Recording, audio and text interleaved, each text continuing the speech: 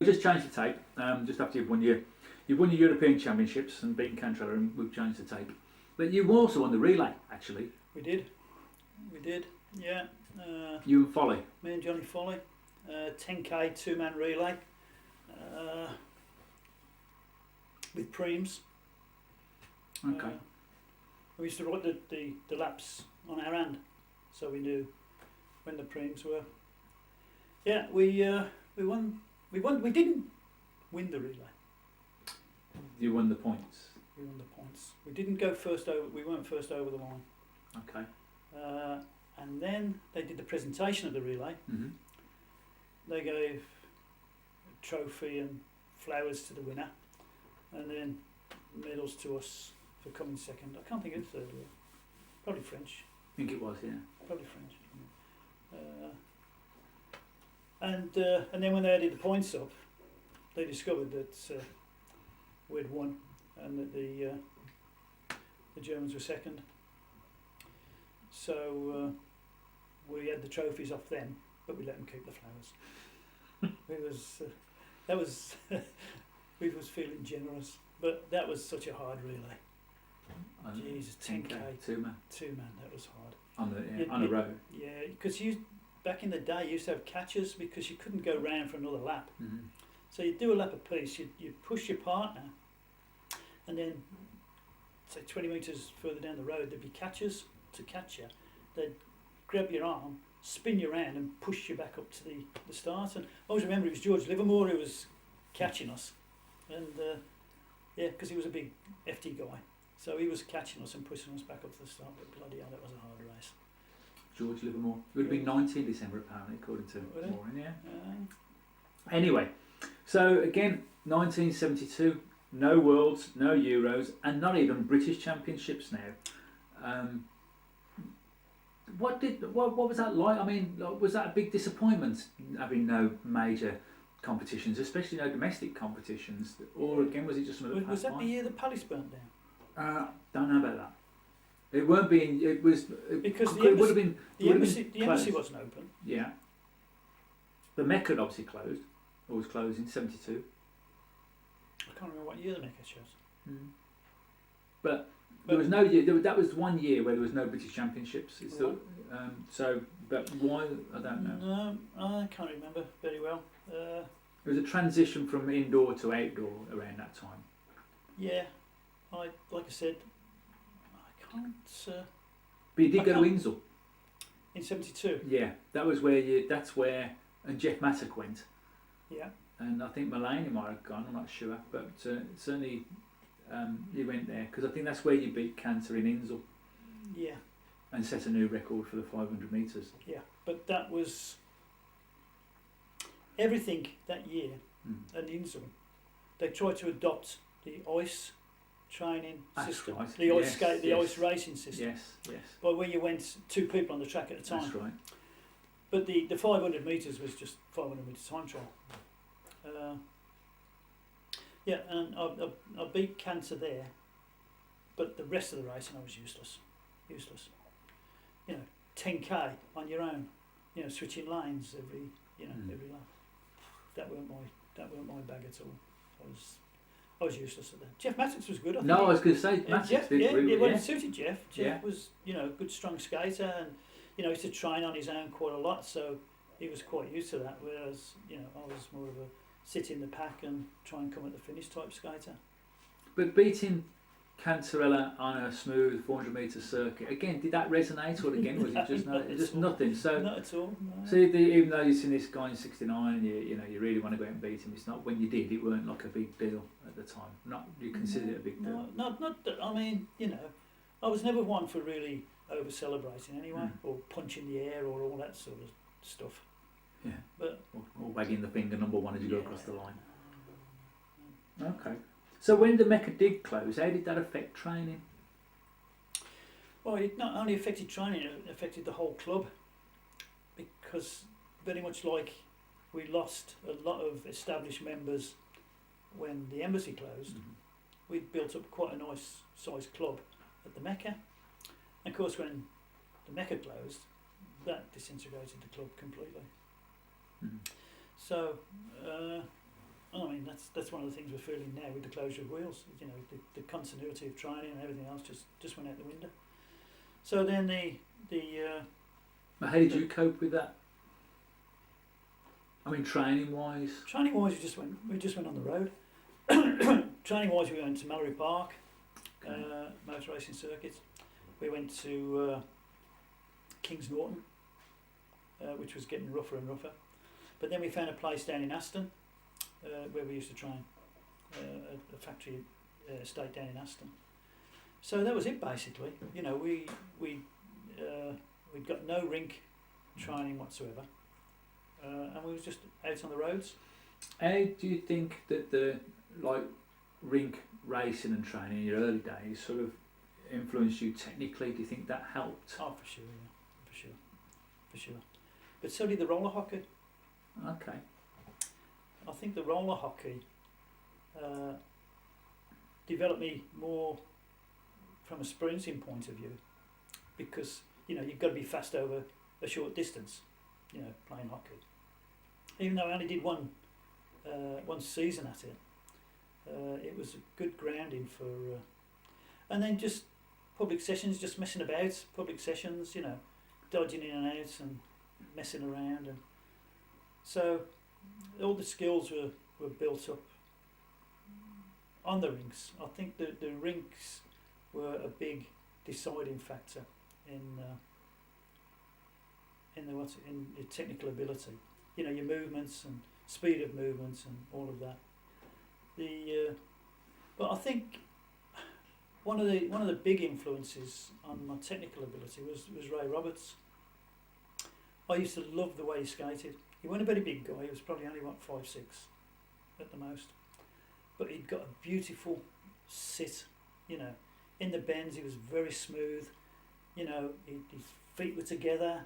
You know, he'd go through the bends. He'd skate hard into the bend, and then he would just control the bend and run out. And I just loved his skating technique, and to an extent I copied it. You know, I was skating fairly low, and it was watching Ray and trying to copy Ray.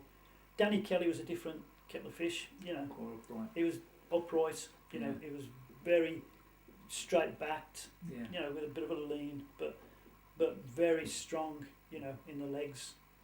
Where Ray was fluid. You know, his whole movement was fluid and nice. And so yeah, the rinks obviously created good technical skills.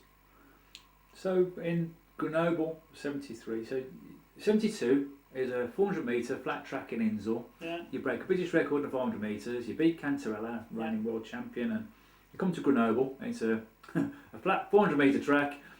I was useless. What happened? I was useless. Why? Don't know whether it was because don't forget, you know, my job is contracting. Mm-hmm. Some of the time I was working away from home, you know, only getting back weekends. So there was, you know, again, talk about continuity of training, you know, routine and everything else. That went out the window. But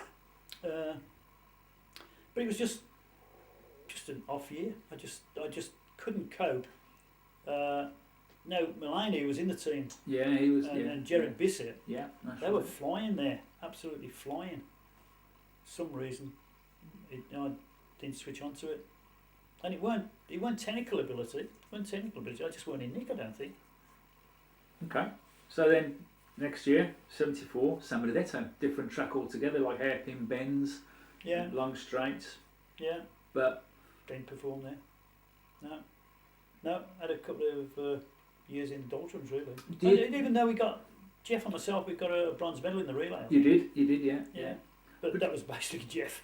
Yeah, but so do you think it was conditioning? It was not because back home you're sort of still doing all right domestically. Do you think it was the times of the championships, or do you think it was just, you know, tracks didn't suit you, or what could you put it down to anything, or did you want? A lot of it was down to that. I think a lot of it was down to that. You know,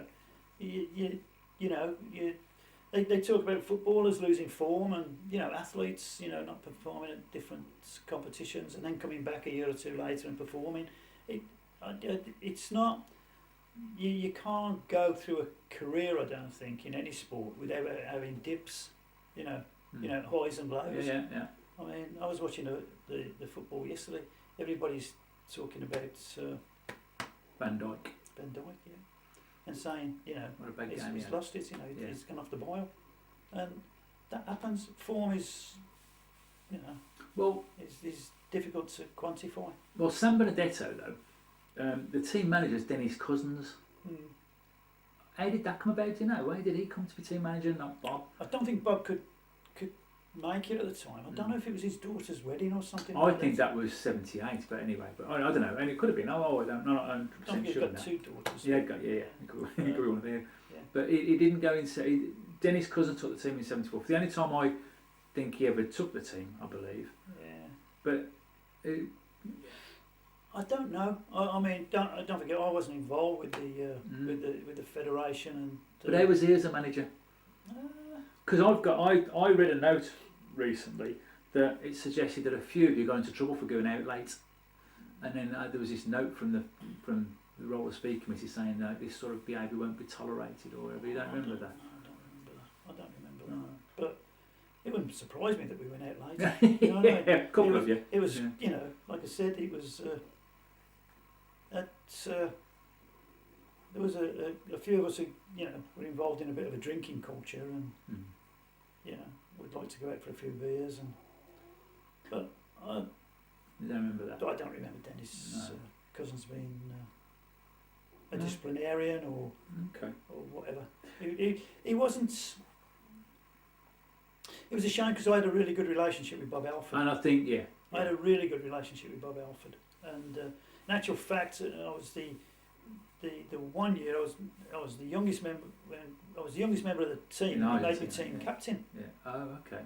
And I can't remember where that was, but he made me team captain.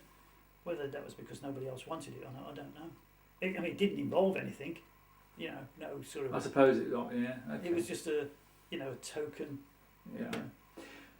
Well, it's interesting. So you're saying about being the youngest. So like by '74, there's you are established, Mulaney, Yeah. Feetham is there, and Mick.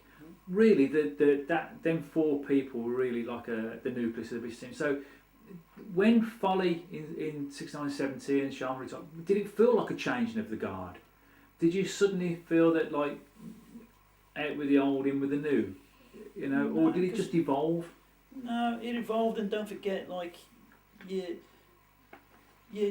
concentrating on your own performance, really. Mm. You know what I mean?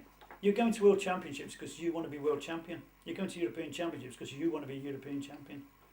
So the actual content of the team, didn't matter too much. It just did it naturally. Yeah, I mean, there was. Me and Mulaney, we were mates anyway. We used to socialise together. We used to train together. So me and Mulaney worked together even. So me and Mulaney, we were best of mates anyway. So there was always that. There was always, if there was, shared rooms or anything, me and Mulaney was always share. And it was just going back a little bit. Folly and Sharman were the best of mates, but they couldn't, if you like, live together. So I always used to room with Folly, and Bill would room with Mick if it was Mick in the team. So it was because John and Bill John was always quite anxious and agitated. Bill was the perennial silver medalist and always wanted to win, and they would be. They couldn't control one another's emotions almost. The sparks would fly a little bit, but and yet me and Mulaney never agreed on anything. We was mates even to today. We never agree on anything. So people have said, "Oh, you two are best mates." We don't know it. But like I said, it weren't. It was just like. For years and years, that was the established team. Yeah. And well, going back to domestically. Yeah. So in October '74 and the start of the '75 season, Midland Olympic changed its name to Mercia. Right. How did that come about? It came about because we'd lost the Mecca Ring, so the Olympic bit, Because don't forget, it was Mecca Olympic. The Yeah. name of the rink was Mecca Olympic. Yeah. So that's why we changed our name to Mecca Olympic. We'd only got about, 3 skaters? Me, Mulaney, Toy, maybe little Dave, Ronnie Bennett, there or thereabouts. And there was the Leicester Club, which was Lenny Law, Jeff Mattox, and I think there's only the 2 of them. Oh, and Dennis Stafford. Yeah. Dennis Stafford and Cliff Stafford. Yeah. But that was about it for them. There was people who used to drift in and out and whatever. So we decided to join the 2 clubs together because we were trained at Mallory Park. They'd trained at Mallory Park. We used to train together. And Granby Halls. We used to train at Granby Halls and Mallory Park. So the Leicester Club and our club were very close, training wise. And we says, well, why don't we just form one club? And I can't remember who came up with the name Mercia, but Mercia was the old Roman name for the Midlands, wasn't it? Yeah. So yeah. So we became Mercia. So the colours changed. Mercia was a nightmare. Yeah, Well, the colours changed. Yeah. Right. Yeah. And the Peugeot team, cycling team, That's right. Yeah. was a white top with black and white squares, like the Checks. checker flag. Yeah. So we decided we would have blue with red and white, Orange and white. Yeah. orange and white, red and white squares. But to get skin suits made up, because at that particular time they wasn't printing them, they were sewing all the squares together. That's right. Yeah, the shirts were all sewn. Yeah. So they were little squares sewn. Yeah. And I mean, to get a shirt, you could have gone out and bought a suit for the same price. It was ridiculous. So, but yeah, we was Mercia then. So we. Who come up with the colour scheme? I can't remember. I'd go. I feel it was Jeff Mattox. Oh, it may have been Jeff Mattox because he was well into his cycling. Cycling, yeah. So it might have been Jeff Mattox. Okay. So then, right. So the Worlds in Argentina, in '75. Again, so you go back 6 years, right? And now the first in Argentina, and it was the first Worlds in '69. Was there much excitement about there being another World Championships, or in '75? Yeah, in '75. Knowing full well that there's going to be a World Championship in '75, and bear in mind you hadn't skated since the '60s in the World Championships. It was massive. Was it a big deal? Was it? It was a big deal. Yeah, we'd been hungry for a World Championship for 5 years, 6 years. Yeah, and it was a big deal. Again, the team picked itself almost. Yeah. And it did for, like I said, for a number of years. Mulaney, McGough, Feetham and myself. Just picked itself. There was other good skaters around, don't get me wrong, at that time. People like Bobby Smith and Tommy Bartlett and, I think Alan Vile, Eddie Bradbrook and people like that, I was going to ask about him later, but I'll ask about it now. So because I was going to say about other people trying to break into that nucleus, why do you think they couldn't? Was it just simply they weren't good enough, or do you think that was there a bit of like collectively you guys worked to keep them out, or what was it? What stopped them getting into the team? Because they did sporadically. Bissett in '73, Bartlett in '75, and and '78. But Bobby Smith is another one. But they never sort of they were sporadic as opposed to you guys who were like around for a decade or more. I think if I'm honest, I think that's one mistake the roller speed committee made. There was times when we'd all had bad performances. There was times when we didn't perform, and I think they should have been more ruthless. With hindsight, don't get me wrong. With hindsight, that they should have introduced the new blood. They should have given more opportunity. But people like Andy O'Geese and stuff like that were quick, really quick. And Alan Vile was quick. Bobby Smith was a lovely skater. Tommy Bartlett was. But the one person who really could have made it big time was Jerry Bissett. Really? Yeah, he'd got everything. But he hadn't got the mentality. He hadn't got the calmness. Jerry always, wanted to fight the world. He came from a really tough family. Bit of a Danny Cox. Yeah, probably a bit like Danny Cox, but he came from a really rough family. His brothers were bouncers, and it was always into scraps, and there was always stuff going on. But had he been a bit calmer, and Patrick, in all fairness, because Patrick was another big mate of his. Patrick tried really hard, Pat Feetham, really hard to sort of look after Jerry and bring him up the right way and put him on the right path. But Jerry was a bit of a loose cannon, but he'd got every skating attribute you could ever wish for. Interesting. But like I said, I think the NSA, the roller speed committee, missed a trick really, and it was easy to pick us. It was easy to pick us, I think, and because we'd been successful, but that success didn't roll on every year. I had years in the doldrums, where I weren't performing and should have really been kicked out, because. Well, Argentina '75 was a bit of a washout as well, wasn't it? Oh, desperate, yeah, it was. So I think they only completed 2 races.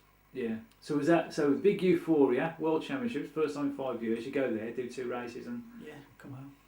that must have been a bit of a kick in the guts. It was, but it's what it did do, because later that year was Sesto San Giovanni, and I think, and if I remember, not only it was really, I don't know if that was the year it was really cold, and again they were trying to get the races run, and it was going on into the night, and there was like a frost on the track, and it was unskateable. In Argentina? Yeah, if I remember rightly, because was it the May? May was it 75, May? Yeah, 75.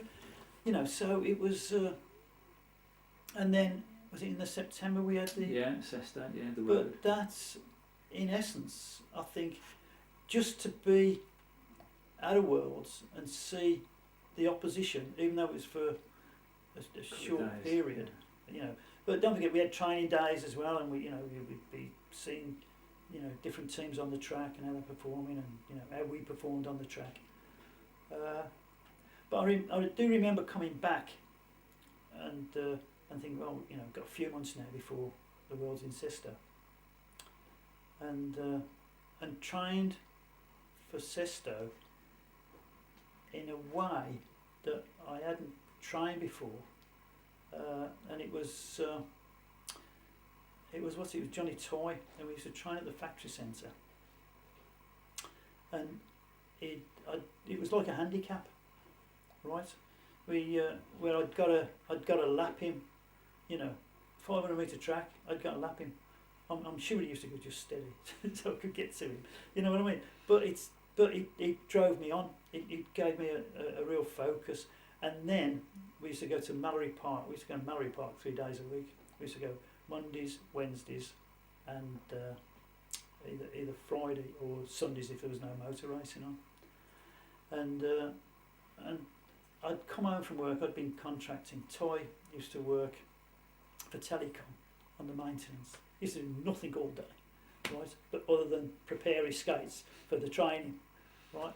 And I'd come home from work, and he'd be sitting outside here in his VW, his Beetle,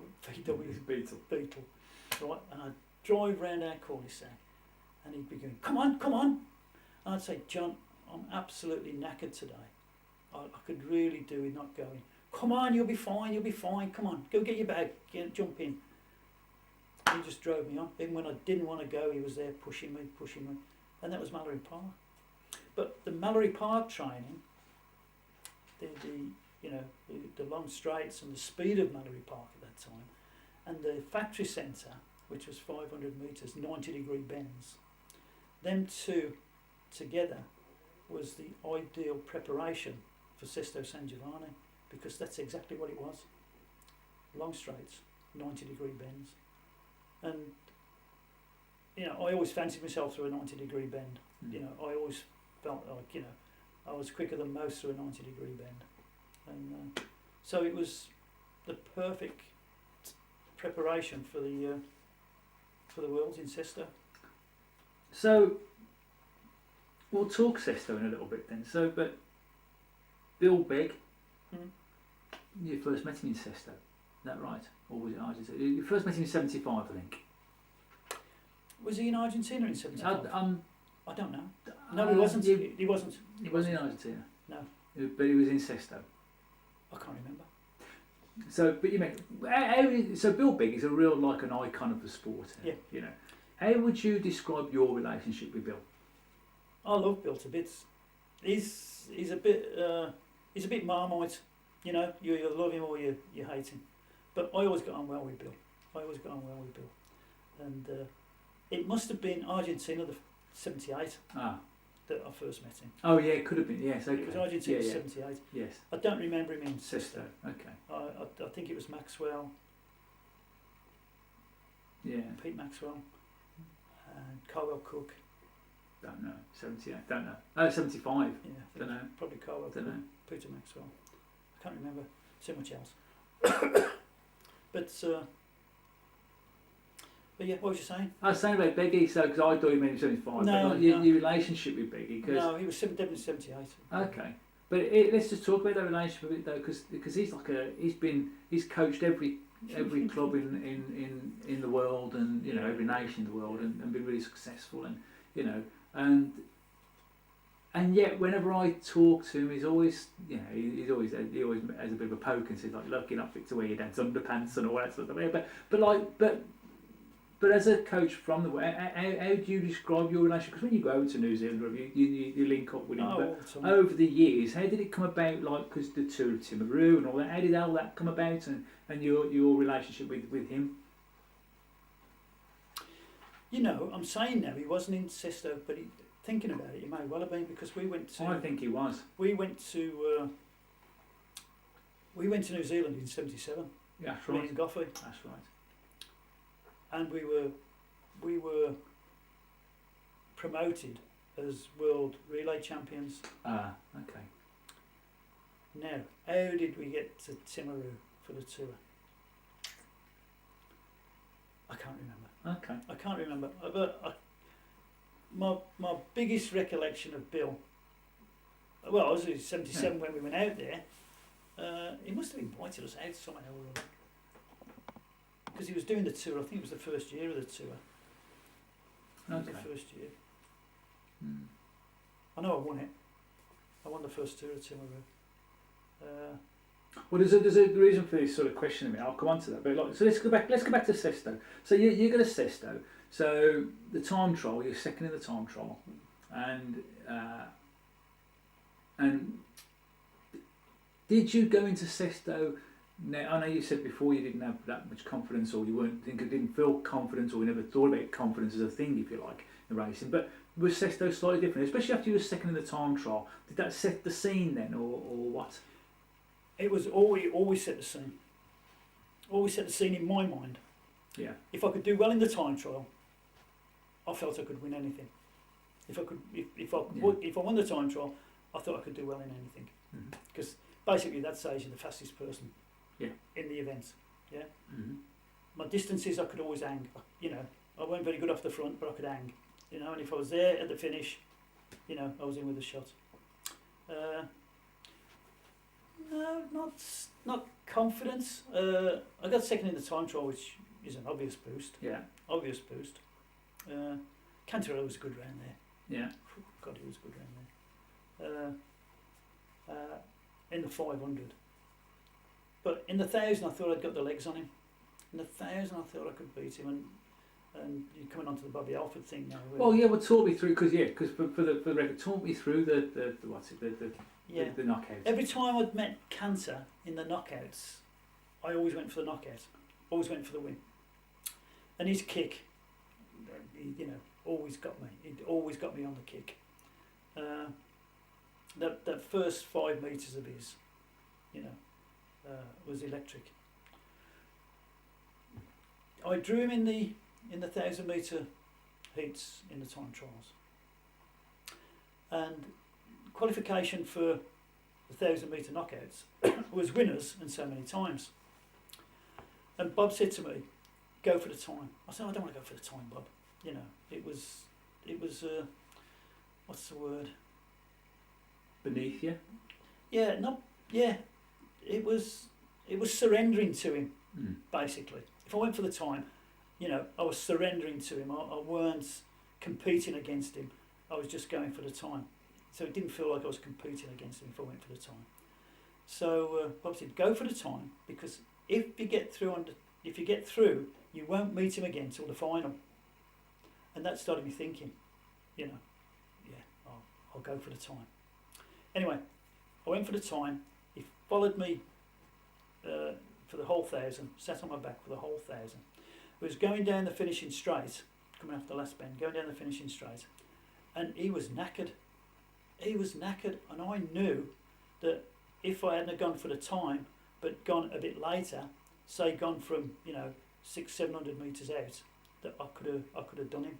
I could have done him in the 1,000. But that never came to fruition. But there you go. So, and I know, like in the 20, you fell as well coming to the line. I think. Well, I fell in the 1,000, didn't I? Fell in the 1,000 in the final. There was me and him in the final. Yeah. So the final was the best of 3. Yeah.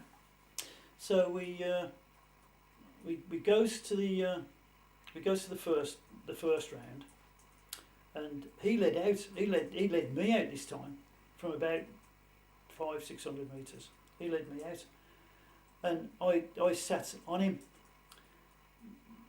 Back in the day, then there used to be the finish line at the end of the straight, and then 25 metres back from the finish line was a white line down the centre of the track. So the leading skater had to choose which side of the track he went down. So we came off the last bend, and it was an adverse camber, the last bend. We came off the last bend, and I thought, I've got him here. I've got him. Right? He was going towards the inside. He was coming off the bend and going towards the inside, and I was just going to fly down the outside. I went for a big one down the outside, and my leg just went from under me, and I crashed on this adverse camber. Ended up in a bloody drain. And anyway, he went over the line. He came back down the track. The sportsman that he is. He came back down the track, see how I was, and I got up, and there's just the two of us on the track, and somebody shouted from the crowd, "You've got to finish, otherwise you won't get the opportunity to race the next two, the 3 rounds." So there's me and Cantor rolling down the track. There's various photographs of us rolling down the track together. Anyway, as it happened, I rolled down the same lane that he'd gone down for his finish, and they disqualified him for going down the wrong lane. But that was Italian judges in Italy, and Oh yeah, and the one gone begging. Yeah. So then that's a well documented story, and obviously we got the 20k, and there's same drain. This time it's like it's Lobato and Ferrari. Fregosi. Ferrari won the 10. But did you? I don't know if you fell when Ferrari won. Either way, Lovato was one of them. Definitely. Well, Lovato was one of them, and I thought Fregosi was the other bit. And I think you was in the. I think you finished in the race that Ferrari won. I think you was up there. But the point, I suppose, where I'm coming to is that Bill Bigg once said to me that your obsession with beating Cantarella probably cost you a world title along the way, along all the years that you're skating. Probably did, but who's to say it did or it didn't? But so what mattered more, rainbow jersey or beating him? Well, 9 times out of 10, if you beat him, you got the rainbow anyway.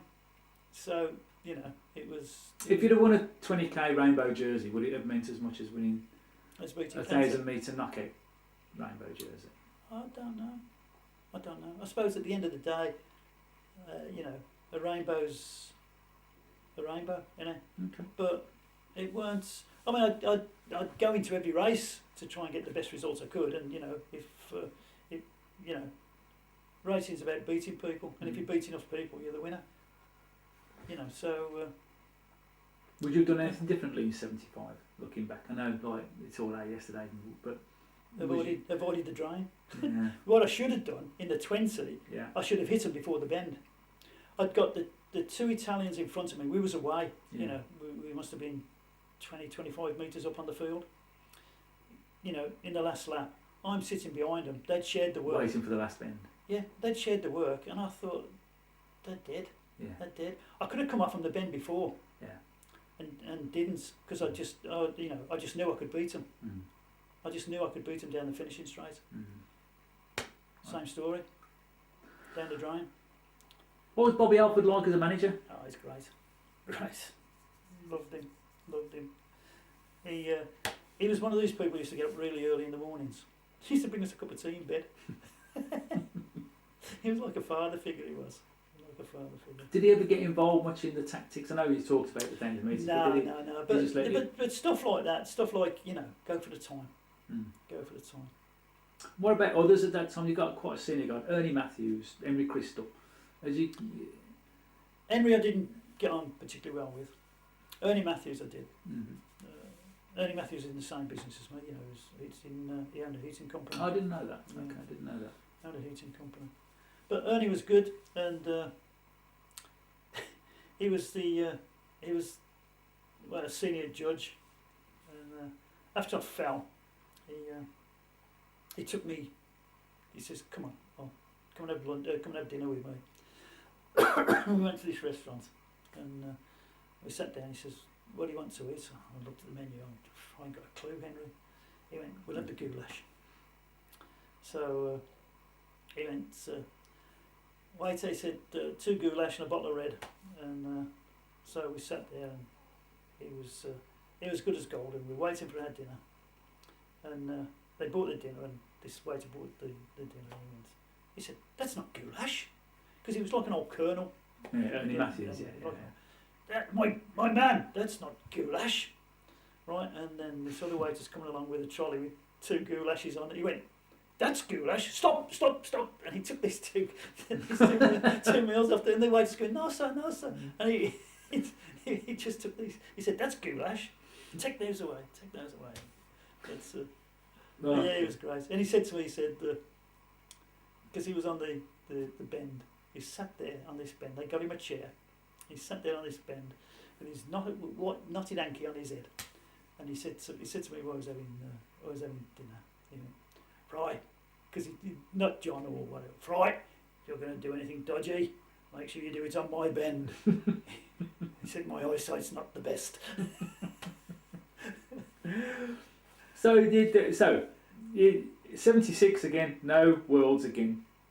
So you've done 69, you've done 75, nothing in 76. You've missed the relay championship in the Worlds. Oh, go on, no, go on, talk me through the relay championship in the World. Talk me through. I'm sorry, I didn't have that on my list of questions. Yeah, me and go on then, you and Goffey, yeah. 2-man relay. 2-man relay at the Worlds. Right. Go on in. We won it. Yeah. Well, we didn't win it. Yeah. We finished 3rd.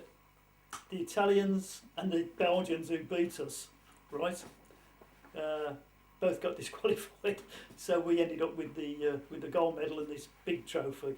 And Goffey says, "Oh, I'd love that trophy." I says, "Oh, you have it," because in my mind we didn't win it anyway. You know, I mean, we won it by default. But when we went to New Zealand in 77, all the promotion was, world relay champion. World relay champion. So yeah. But that was a 20k, wasn't it, 2-man? No, 10. Oh, was it 10k? Was it a 10k? Okay. So you sort of got a world relay gold before it was a world relay gold. Yeah. Well, didn't get the jersey. You didn't get the jersey. So 76 again. Oh, I also had a third. I had a third somewhere. I know. Oh, I forgot that one. Well, you got a third against. I think that was the race with Ferrari. I think it is because you're on the rostrum with him. Am I? Yeah. I know. I know that Worlds. I picked up 2 silvers and a bronze. That's right. You did. Yeah. You did. You fell in the 20. You got a bronze in the 10, and you got a silver in the time trial and the knockout. Oh. Yeah. It was with the race with Ferrari. He beat you, unfortunately. Yeah, he was about 90 at the time. Yeah, Well, he's old. I know he was. Yeah, I think he raced in. I think he was in Phalonica as well. He used to race in a cap. Yeah, that's right. Yeah. Like Peaky Blinders. Yeah. He got a cap, and Frigos he got a black glove. I know. It was like the black gang. So, right, 76, no Worlds. I mean, nondescript year really, and so was 77. But did it irk you? Did you start to think, when am I going to get another chance here? Because 69, nothing, 75, nothing from you, and like certainly your generation. Did it play in your mind that when you would get another shot at this, or no? Because that seemed to be par for the course. It didn't happen every year. You know what I mean? Yeah. They, Worlds weren't scheduled every year. They were sort of as and when. Right. So it weren't no surprise. We'd gone 6 years with no Worlds. Yeah. So to go another gap again, weren't really nothing unexpected. Well, in '77 then. Yeah. Salerno. I don't think there was much good there either. No. Finale Amelia. You weren't much cup there either. No. So these are one of your up and down years. These are your down years, are they? 76, 77. These are the barren years. These are the barren years. But you come to La Roche in '78, and you win the time trial. We'd come off World 78. So you've been to.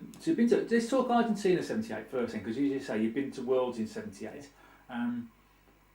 Folly's team manager of the Aussies in '78. So you meet up with an old mate. Judas. He's only was. He might watch this, so you can call him what you like. But yeah, so Folly's like gone to the Aussies, and you're in '78, and you weren't. Well, you got a fourth, I think, in Argentina in the 10K. I think the one that I don't know if Maxwell won it, and you were fourth, I think. But other than that, there was nothing really going on the bank track in Argentina. Other than Beggy being there. Oh right. So yeah, because we'd met up in yes '77. We'd done the tour of Timaru. Yeah. Then with '78 we had Worlds. Yeah. And Beggy was just an absolute nightmare. Was he? He was a nightmare. He'd gone round the crowd, right, and he was giving out silver ferns. My name Billy. Well, we get on the track and the whole 20,000 spectators, whatever there was in Mar del Plata, all going Billy.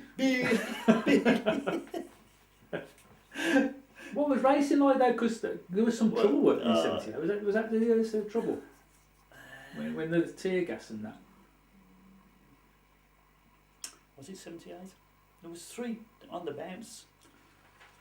I don't know if that was when the riot was '78. Well, '75 was only 2 races. Yeah. So it must have been '78. Was it? I don't know if it was. No, I think it was '69. You know. What when the old no? Anyway, but just talk me through racing in Argentina and what that was like.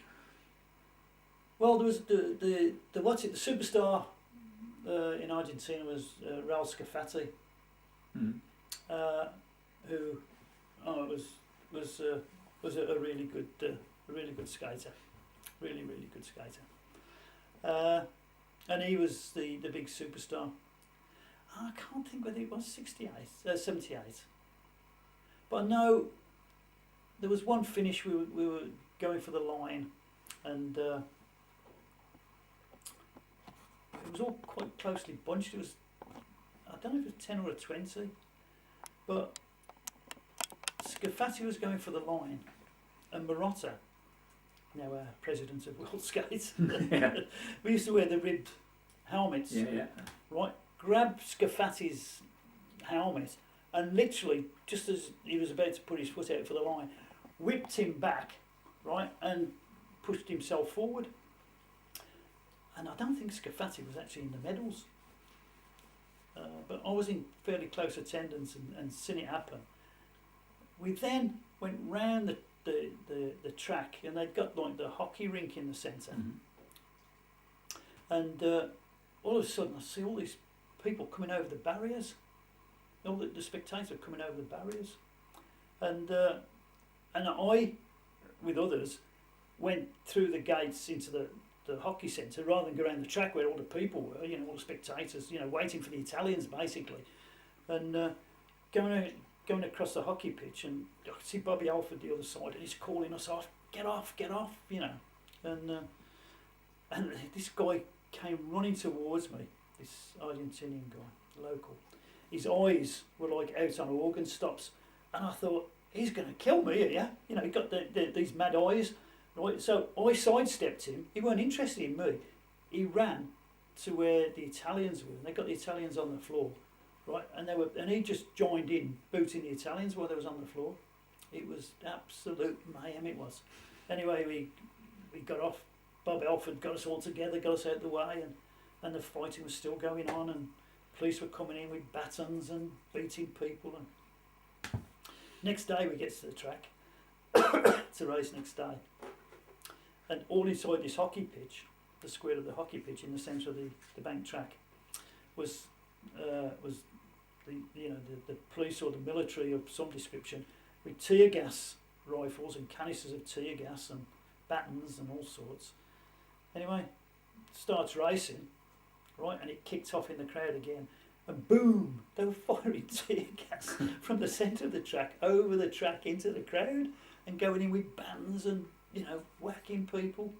But yeah, it was absolute mayhem. It was fun times. Absolutely mayhem. Fun times. So 78 then. So you come back from Argentina, and you know, and you was in good nick then for the rush. Well, that's what happened in '75 as well. Mm-hmm. We'd gone to Argentina, Yeah. so I'd prepped for Argentina. A few months later was the Worlds in Sesto. Yeah. So it happened again in '78. Right. We'd gone to Worlds Yeah. in Argentina. Yeah. After that was Euros in La Roche. You know, so I was able.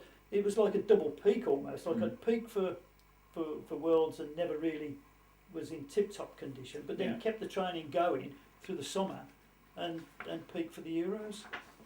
So, can you remember your victory at La Roche? Yeah. And you know, because I remember you telling me that you had different wheels for different.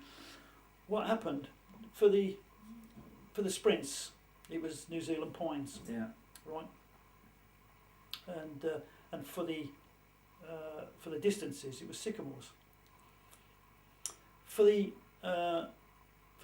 sprints, the 500 metres, I'd got about 5 or 6 sets of New Zealand points. So I'd raced them up. Whilst that was all true, and with wooden wheels, you know, you could get them true, but with wood, the sap in the wood, when the wood's drying out, tends to, you know, drain to one spot. So whilst your wheels were nice and true, they weren't really balanced. You know, like you balance a car, you know, your wheels on your car. So I'd race all these wheels up, sat in my room, racing all these wheels up, spinning them, right, watching them to see where they stopped, and like if the sap was in one spot, the wheel would go to there and up and back to there and then up to there and back to there. So whilst they were true, they weren't balanced. So I'd spin every wheel up and I'd go, that's a really good one. That's an A. That's a B. You know, that's a C. That's another A. Right? And I ended up with one perfect set of wheels. And that's the wheels I used for the time trial, the New Zealand Pines. And they were absolutely zinging round. I reckon it was probably the most perfect time trial I've ever done.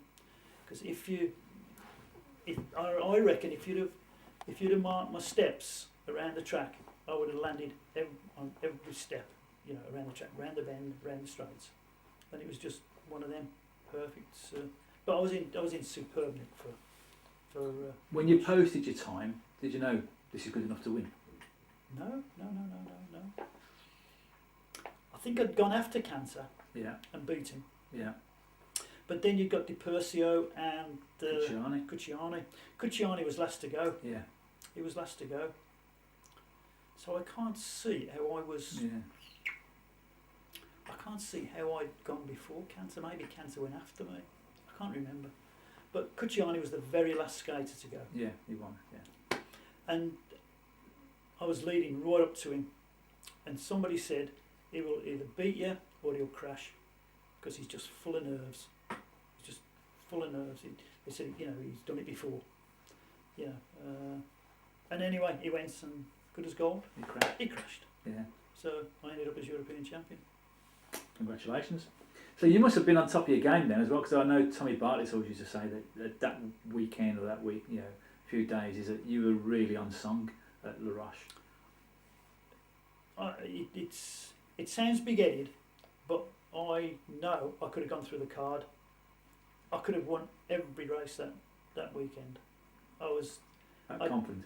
I just knew, like I said to you before, winning the 500 gives you confidence. You just know you're the fastest guy, in the competition.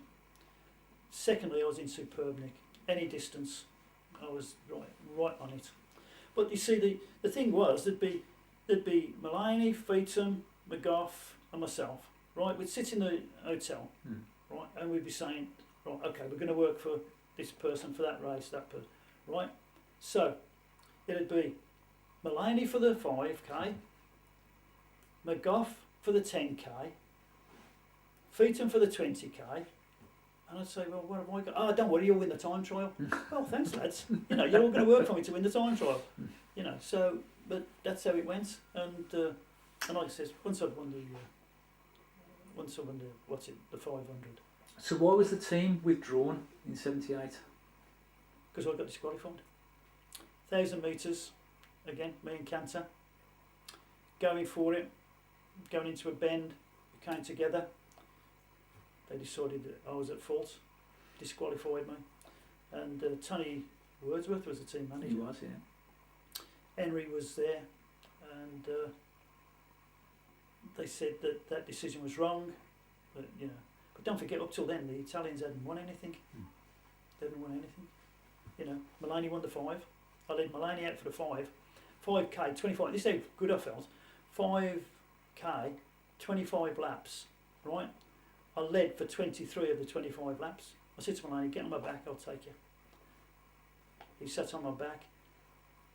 2 to go, right? I moved a little wide. Mulaney came through. Di Persio came through with him. I grabbed Di Persio's shirt. I think it was Cucciani came the other side. I grabbed his shirt. I was just hanging onto the pair of them. They were punching lumps off me. I wouldn't let them go. Mulaney's going away. Mulaney comes back, European champion. I guess disqualified. But that's what the Italians had been doing to us for years and years. They'd been doing that to us for years. And McGough won the 10. Exactly the same. Exactly the same. He would have won the...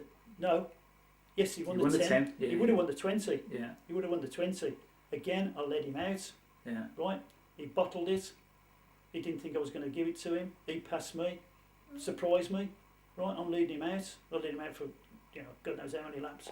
Led him out. He came over the top of me. I've got no defence. Not against him, but against anybody coming with him. And they all come over. So he didn't think I was going to get him. So then you did And the then 10. I gave him the 10. And I gave him the 10, exactly the same as I gave Mulaney. But like I says, I could have gone through the card that weekend. Did you agree with the decision to withdraw the team? What's really interesting, before you answer that, what's really interesting is that I asked this question the first time I ever asked this question was of Bobby Halford. Yeah. And it came up in conversation, and he told me something which I'd never really considered, which was because I grew up believing that the team was withdrawn and the whole team was absolutely, because and I also thought the same was about 1960, because exactly the same only 1960 when there was an infringement with Barbara Woodley, Right. believe it or not. 1970 the team was withdrawn, and it was only years later when I was talking to like Bob about 78 and Leo about 60 and Les Woody about 60, they all went, absolutely no way, what a joke, I can't believe we ever did that, but what was your take on 78? Did you agree or disagree, or Non-plus, really. Really? No. The biggest loser was Tommy Bartlett. I know, yeah. He was the biggest loser. Yeah, because you had 4 in the last 8. Yeah. You had 4 skates in the last 8. Yeah. And Tommy could have quite easily won it. I mean, if he hadn't won it, he'd have medalled. Yeah. For sure. But I'd got one. Mulaney had got one. Goffey had got one. So by the time the knockouts came, it was like, okay, if we go, we pull out and play it. But I don't think we had much to say about it. Yeah. I don't think we had much to say about it. They was like Henry and Tony were really wound up by it. Thought it was, disgusting decision. and I think probably was an Italian judge that done me on that bend. I'm not sure, but so 79 then you win another European gold at Zandvoort. But it's not a sprint. It's a 5,000 metres, and it makes you then the only British skater ever to have won 3 gold medals at 3 different European Championships, which I still think today is something that you've ever done. But am I right in saying that was a period of change from wood to urethane? Yeah. And did it affect the way you skated by doing that switch? I know you won, but was it a difference I can't remember how I did in the time trial. You didn't place in the time trial, but you did get third in the knockout. In the knockouts, yeah. Yeah. Again, Cantarella beat you in the knockouts in the semis. Yeah. And like I said, I wouldn't have raced the 5K other than Mulaney getting disqualified. He was injured. Mulaney was in, so it got disqualified as well. I didn't know that. I knew that. So from what I remember, this is what I remember. Is that Goffey won the 10, Featon won the 20, you'd third in the knockout. You top 10 obviously in the sprint, and that only left then the 5K.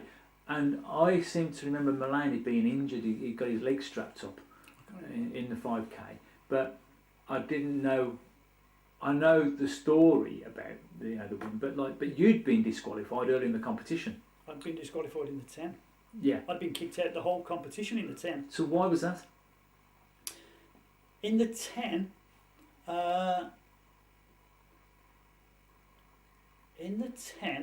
quarter lesser. I know it was quarter less, and I did the fronts at the bell. Yeah. Right. On Zandvoort, I did the fronts at the bell. Lap to go. I'd gone up the inside of quarter less at the bell, and he'd grabbed my shirt.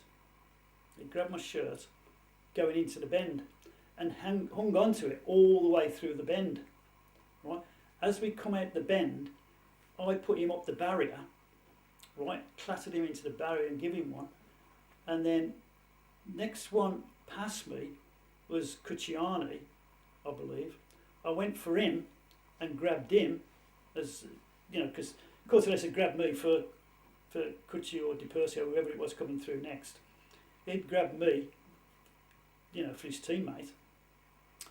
I dealt with Cortales, and then I got another Italian, I think it was Cucciani actually, and I made a grab for him and got hold of him, and he hit the barrier as well, and then the next one through was Goffey, and Goffey had a clear run then to the finish, but that weren't a planned and anyway they'd done me for the Cortales incident because I did give him a bit of a wallop, and they disqualified me from the whole of the championships. Then that night there was the TV programme showing the racing, and the TV camera was on the outside on that bend, the bend after the bell, and you could clearly see my shirt going and Cortales hanging onto my shirt all the way through the bend. So that was shown to the judges. I don't know who showed it to the judges. I haven't got a clue. We didn't appeal it, and they reinstated it the next day.